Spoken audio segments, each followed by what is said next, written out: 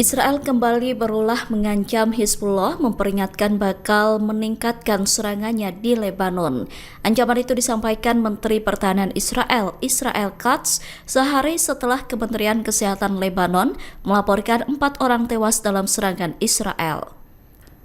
Dilansir dari Al Arabiya pada Minggu 2 November, Israel Katz menyebut Hizbullah sedang bermain api dengan Israel.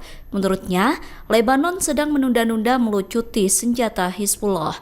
Ia menekankan komitmen pemerintah Lebanon untuk melucuti senjata Hizbullah dan mengusir dari Lebanon harus dilaksanakan. Katz memperingatkan penegakan hukum yang maksimal harus tetap berlanjut dan diintensifkan. Sementara itu, pada Sabtu 1 November kemarin, Israel kembali membombardir Lebanon, tepatnya di distrik Nabatiyeh. Serangan yang dilakukan di tengah gencatan senjata itu mengakibatkan 4 orang tewas.